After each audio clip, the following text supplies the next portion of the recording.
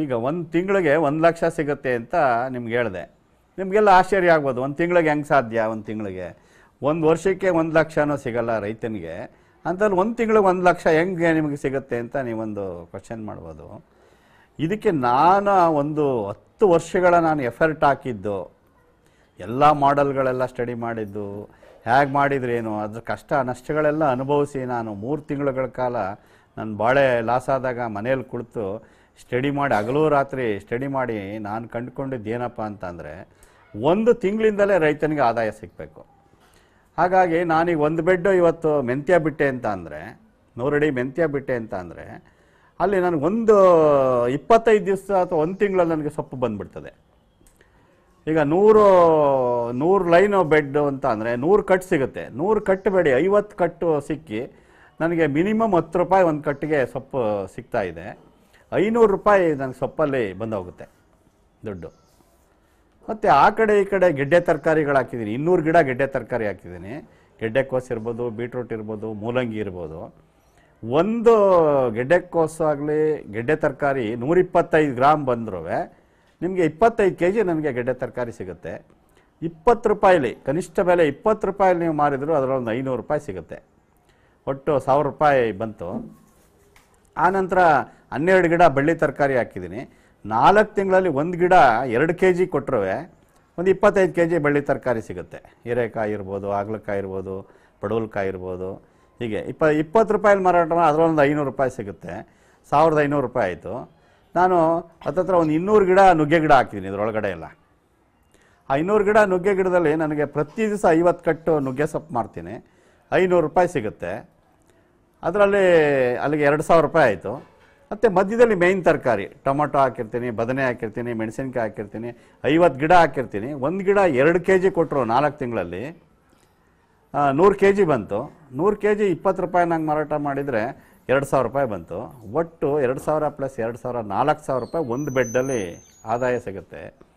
ನನ್ನ ಒಟ್ಟು ಬೆಡ್ ಇರೋ 100 ಬೆಡ್ಡು, 100 ಬೆಡ್, ಒಂದು ಬೆಡ್ಗೆ 4000 ರೂಪಾಯಿ ಆದರೆ 100 ಬೆಡ್ಗೆ 4 ಲಕ್ಷ ರೂಪಾಯಿ, 4 ತಿಂಗಳಿಗೆ 4 ಲಕ್ಷ ರೂಪಾಯಿ.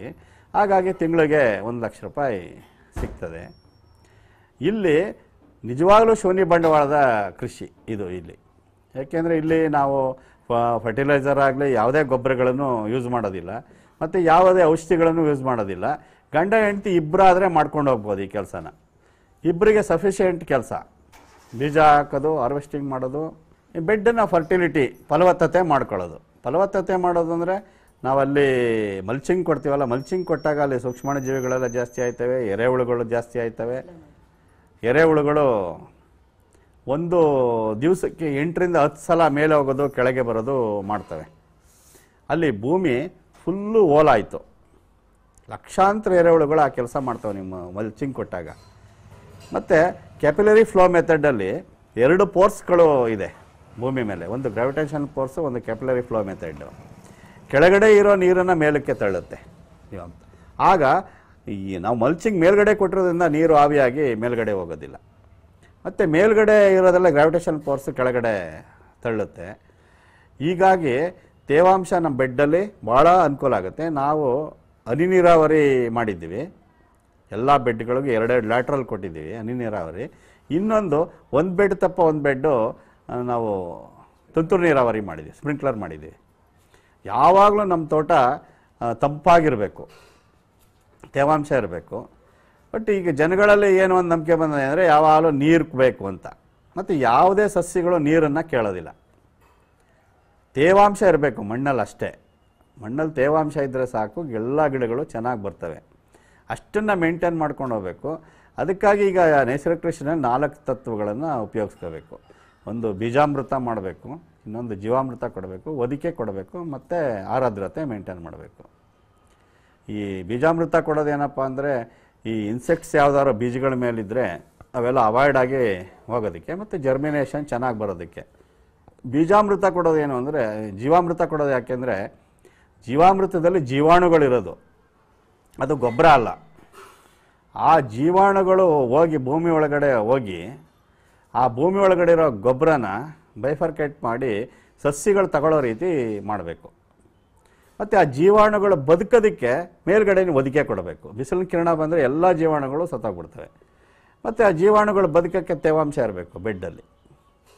ಅದಕ್ಕೋಸ್ಕರ ಈ 4 ತತ್ವನ ಯಾರು ಉಪಯೋಗಿಸ್ತಾರೋ ನೈಸರ್ಗಿಕ ಕೃಷಿನಲ್ಲಿ ಅವ್ರು ಮಾತ್ರ ನೈಸರ್ಗಿಕ ಕೃಷಿ ಮಾಡೋಕ್ಕೆ ಪ್ರಾರಂಭ ಮಾಡಬೇಕು. ಆದರೆ ಈಗ ನಮ್ಮ ರೈತರುಗಳಲ್ಲಿ ಏನಾಗದೆ ಅಂತ ಅಂದರೆ ಎಲ್ಲ ಸುಲಭವಾಗಿ ಕೃಷಿ ಮಾಡಬೇಕು. ಹಾಗಾಗಿ ಇದಕ್ಕೆ ಮಾಡಿದ್ದೇನು ಅಂದರೆ ಸರ್ಕಾರನೇ ಇದಕ್ಕೆಲ್ಲ ಕಾರಣ. ಹಿಂದೆ ಹಸಿರು ಕ್ರಾಂತಿ ಮಾಡಿದಾಗ ಯಾವುದೇ ರೈತನೂ ಕೆಮಿಕಲ್ ಫರ್ಟಿಲೈಸರ್ ಹಾಕೋಕ್ಕೆ ರೆಡಿ ಇರಲಿಲ್ಲ. ಅವರೆಲ್ಲ ಕೊಟ್ಟಿಗೆ ಗೊಬ್ಬರ ಹಾಕ್ಕೊಂಡೆ ಬೆಳೆ ಬೆಳೆಯೋರು, ನಾವು ಇದರಲ್ಲೇ ಬೆಳೀತೀವಿ, ಅದು ಹಾಕಲ್ಲ ಭೂಮಿ ಹಾಳಾಗುತ್ತೆ ಅಂತಲೇ ಹೇಳಿದ್ರು ರೈತರು. ಆದರೆ ನಮ್ಮ ಅಣ್ಣನೇ ಅಗ್ರಿಕಲ್ಚರ್ ಅಸಿಸ್ಟೆಂಟ್ ಆಗಿದ್ರು, ಅವರ ಒಂದು ಅನುಭವ ಹೇಳೋರು. ಯಾರು ತಗೊಳ್ಳದೇ ಇದ್ದಾಗ ಅವ್ರೇನು ಮಾಡೋರಂತೆ, ರಾತ್ರಿ ಹೋಗಿ ಅವ್ರ ಹೊಲಕ್ಕೆ ಚೆಲ್ಬಿಟ್ಟು ಬಂದುಬಿಡೋರು ಯೂರಿಯಾನ. ಆವಾಗ ರೈತ ಇವರನ್ನೇ ಕೇಳೋದು, ಯಾಕೆಂದರೆ ಡೈಲಿ ವಿಸಿಟ್ ಮಾಡೋರಲ್ಲಿ, ಯಾಕೆ ನಾನು ಇಷ್ಟಾಗಲ್ಲ ಭೂಮಿ ಮಾತ್ರ ಚೆನ್ನಾಗದಲ್ಲ ಹೇಳಿ ಗ್ರಾಮ ಸೇವಕರೇ ಅಂತ. ನಾನು ಯೂರಿಯಾ ಹಾಕಿದೆ ಅದಕ್ಕೆ ಆಗಿದೆ ಅಂತ. ಆಗ ನನಗೂ ಸ್ವಲ್ಪ ಕೊಡಿ ಅಂತ ಇಡೀ ರಾಷ್ಟ್ರ ಇವತ್ತು ಕೆಮಿಕಲ್ ಫರ್ಟಿಲೈಸರ್ಗೆ ಇನ್ವಾಲ್ವ್ ಆಗಿಬಿಟ್ಟದೆ. ಹಾಗಾಗಿ ಈಗ ನೈಸರ್ಗಿಕ ಕೃಷಿ ಈ ಥರ ನಾವು ಮಾಡಿ ಬನ್ನಿ, ಈ ಥರ ಮಣ್ಣನ್ನು ಫಲವತ್ತತೆ ಮಾಡ್ಕೊಳ್ಳಿ, ಈಗ ಮಾಡಿ ಅನ್ನೋದಕ್ಕೆ ಯಾರೂ ರೆಡಿ ಇಲ್ಲ. ಇದಕ್ಕೊಂದು ಉದಾಹರಣೆ ಹೇಳಬೇಕು ಅಂದರೆ ಯಾಕೆ ರೆಡಿ ಇಲ್ಲ ಅಂತ ಅಂದರೆ, ಈಗ ನಿಮ್ಮ ತಾಯಿನೋ ನಿಮ್ಮ ಹೆಂಡ್ತಿನೋ ಮನೇಲಿ ಇಲ್ಲ ಅಂತ ಅಂದರೆ, ಮನೇಲಿ ಎಲ್ಲ ಅನುಕೂಲಗಳು ಇರ್ತದೆ ಅಡುಗೆ ಮಾಡ್ಕೊಳ್ಳೋಕ್ಕೆ. ಗ್ಯಾಸ್ ಇರುತ್ತೆ, ಕುಕ್ಕರ್ ಇರುತ್ತೆ, ಮಿಕ್ಸಿ ಇರುತ್ತೆ, ಪ್ರತಿಯೊಂದು ಅನುಕೂಲ ಇರುತ್ತೆ. ಅರ್ಧ ಗಂಟೆ ಟೈಮ್ ಉಪಯೋಗಿಸಿದ್ರೆ ಅಡುಗೆ ಮಾಡ್ಕೋಬೋದು. ಅದು ಬಿಟ್ಬಿಟ್ಟು ಪಕ್ಕದ ಹೋಟ್ಲಲ್ಲಿ ನಾನಾ ಥರದ ತಿಂಡಿಗಳನ್ನು ಮಾಡಿ ಇಟ್ಟಿರ್ತಾರೆ. ಆ ಹೋಟ್ಲಲ್ಲಿ ತಿಂದು ನಿಮ್ಮ ಆರೋಗ್ಯನ ಹಾಳು ಮಾಡ್ಕೊಳ್ತಾ ಇದ್ದಾರೆ. ಅದೇ ರೀತಿ ರೈತರುಗಳಿಗೇನಾಗದೆ, ಅಂಗಡಿಗಳಲ್ಲಿ ಯೂರಿಯಾ, ಪೊಟ್ಯಾಶು, DAP ಪ್ರತಿಯೊಂದು ರೆಡಿ ಸಿಗ್ತಾ ಇದೆ. ಅದು ತಂದು ಹಾಕಿದ ತಕ್ಷಣ ಗಿಡ ಚೆನ್ನಾಗಿ ಡೆವಲಪ್ ಆಗುತ್ತೆ. ತನ್ನ ಮಣ್ಣೇನಾಗುತ್ತೆ ಯೋಚನೆ ಮಾಡೋದಿಲ್ಲ, ತನ್ನ ಶರೀರ ಏನಾಗುತ್ತೆ ಯೋಚನೆ ಮಾಡ್ತಾ ಇಲ್ಲ. ಹಾಗಾಗಿ ಎಲ್ಲ ತಂದು ಹಾಕಿ ಕೆಮಿಕಲ್ ಬೆಳೆದು, ಇವತ್ತು ಕೆಮಿಕಲ್ ಹಾಕಿ ಬೆಳೆದ ಪರಿಸ್ಥಿತಿ ಏನಾಗಿದೆ ಅಂತ ಅಂದರೆ, ಹೆಜ್ಜೆಗೂ ಮೆಡಿಕಲ್ ಶಾಪ್ಗಳು ಓಪನ್ ಆಗ್ತಾ ಇದ್ದಾವೆ, ಹೆಜ್ಜೆಗೂ ಫರ್ಟಿಲೈಸರ್ ಅಂಗಡಿಗಳು ಓಪನ್ ಆಗ್ತಾ ಇದ್ದಾವೆ.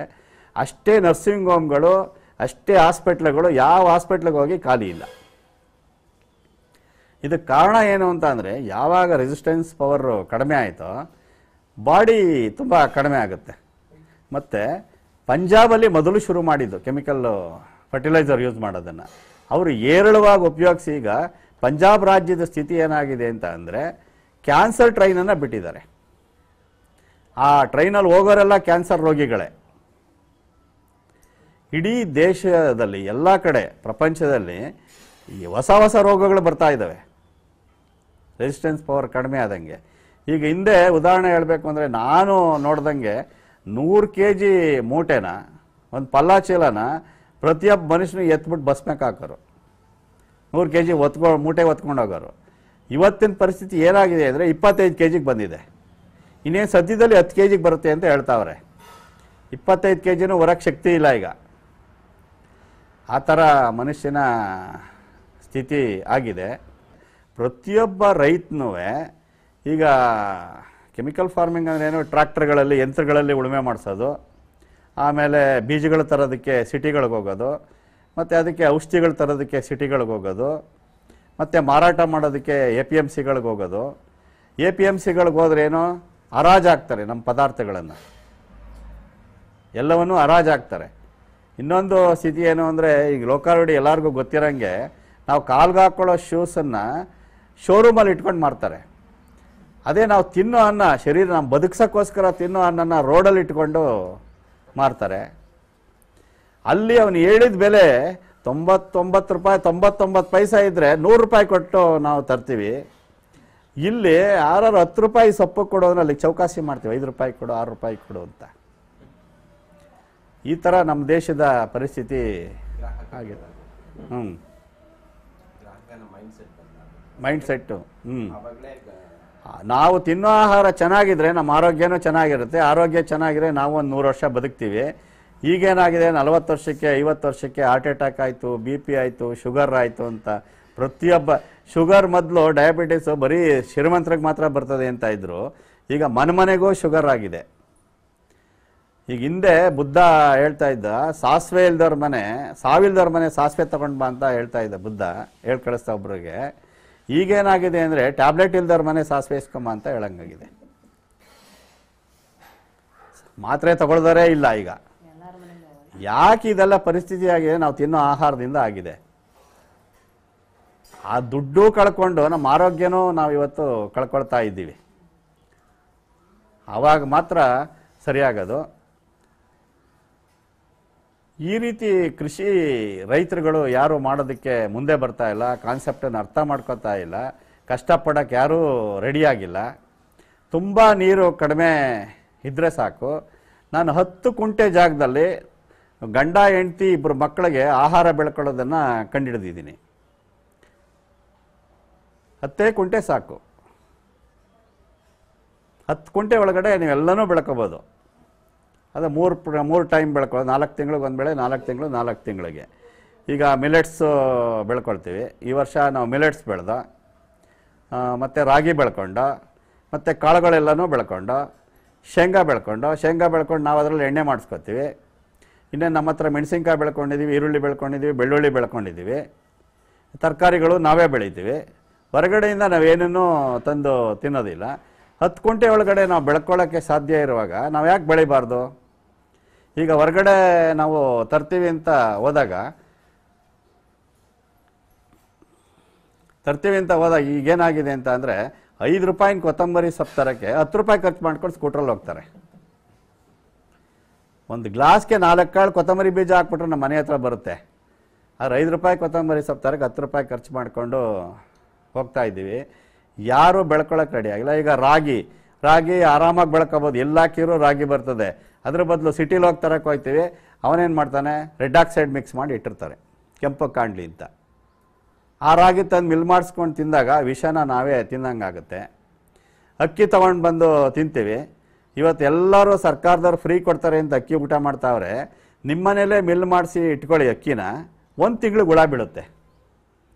ಅವರು 3 ವರ್ಷ ಇಟ್ಟಿದ್ದಾರೋ 4 ವರ್ಷ ಇಟ್ಟಿದ್ದಾರೋ ಆ ಅಕ್ಕಿನ ನಮಗೆ ಕೊಡ್ತಾ ಇದ್ದಾರೆ. ಅದಕ್ಕೆ ಪಾಯ್ಸನ್ ಹೊಡೆದು ಇಟ್ಟಿರ್ತಾರೆ ಅವರು. ಅದನ್ನು ತಿಂದಾಗ ನಮ್ಮ ಆರೋಗ್ಯ ಏನಾಗುತ್ತೆ? ಮತ್ತು ವ್ಯಾಪಾರಿಗಳ ಹತ್ರ ನೀವು ಅಕ್ಕಿ ತೊಗೊಳಕ್ಕೆ ಹೋದರೆ ಅದಕ್ಕೆ ದನಿನ ಕೊಬ್ಬನ್ನು ಮಿಕ್ಸ್ ಮಾಡಿ ಇಟ್ಟಿರ್ತಾರೆ, ಚೆನ್ನಾಗಿ ಕಾಣಲಿ ಅಂತ. ಚೆನ್ನಾಗಿ ಕಾಣಲಿ ಅಂತ ಮಾಡಿಬಿಟ್ಟು 80 ರೂಪಾಯಿ 90 ರೂಪಾಯಿ ಚಾರ್ಜ್ ಮಾಡ್ತಾರೆ ಅಕ್ಕಿಗೆ. ಅದ್ರ ಬದಲು ನಾವೇ ಒಂದು ಒಳ್ಳೆ ಭತ್ತಗಳನ್ನು ಯಾಕೆ ಬೆಳಿಬೋದು?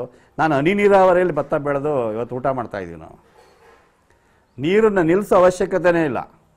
ನಮ್ಮ ಮಂಡ್ಯದಲ್ಲಿ ಅವರು ಫಾರಿನ್ನರ್ ಬಂದಿದ್ದರು, ಒಂದು ಕಬ್ಬಿಗೆ ನೀರು ನಿಲ್ಲಿಸಿದ್ದಾರೆ.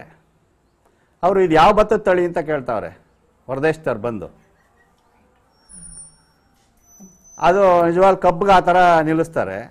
ಎಲ್ಲದಕ್ಕೂ ನೀರನ್ನು ಆ ಥರ ವೇಸ್ಟ್ ಮಾಡ್ತಾ ಇದ್ದಾರೆ. ಇವತ್ತು ನಾನೀಗ ಮಾಡ್ತಾ ಇರೋ ಕೃಷಿ ಹನಿ ನೀರನ್ನು ಕೊಟ್ಟು ಬೇಸಾಯ ನಾವು ಮಾಡ್ತಾ ಇದ್ದೀವಿ. ಯಾವ ರಾಸಾಯನಿಕ ಬಳಸ್ತಲೇ ಬೆಳೆದಾಗ ಭೂಮಿನಲ್ಲಿ ದಾಹ ಇರೋದಿಲ್ಲ. ನೈಸರ್ಗಿಕವಾಗಿ ಬೆಳೆದಾಗ ಈಗ ನಾವು ಉಪ್ಪು ಜಾಸ್ತಿ ತಿಂದರೆ ನೀರು ಜಾಸ್ತಿ ಕುಡಿತೀವಲ್ಲ, ಹಂಗೆ ನೀವು ಫರ್ಟಿಲೈಸರ್ ಕೊಟ್ಟಾಗ ನೀರನ್ನು ಜಾಸ್ತಿ ಕುಡಿತದೆ. ಈಗ ಹನಿ ನೀರಾವರಿ, ಸ್ಪ್ರಿಂಕ್ಲರು ಈ ಥರ ಬೆಳೆದ್ರೆ ನಮ್ಮ ಮಂಡ್ಯ ಜಿಲ್ಲೆಯಲ್ಲಿ KRSಗೆ ಕೊಡ್ತಾ ಇರೋ ಮಂಡ್ಯ ಜಿಲ್ಲೆಗೆ 1 ಜಿಲ್ಲೆ ಕೊಡೋ ನೀರನ್ನು 8 ಜಿಲ್ಲೆ ಕೊಡ್ಬೋದು ನೀರನ್ನು. ಈ ಒಂದು ಟೆಕ್ನಾಲಜಿನ ಯಾವ ಸರ್ಕಾರನೂ ಮಾಡ್ತಾ ಇಲ್ಲ. ಇದನ್ನು ಸುಮ್ಮನೆ ಕಾವೇರಿ ನೀರು ಹೊಡೆದಾಡೋದು, ಅಲ್ಲಿ ಯಾವುದೋ ಮಾದಾಯಿ ನೀರು ಹೊಡೆದಾಡೋದು, ಜನಗಳೆಲ್ಲ ಸಾಯೋದು, ಈ ಥರ ಮಾಡ್ತಾಯಿದ್ದಾರೆ.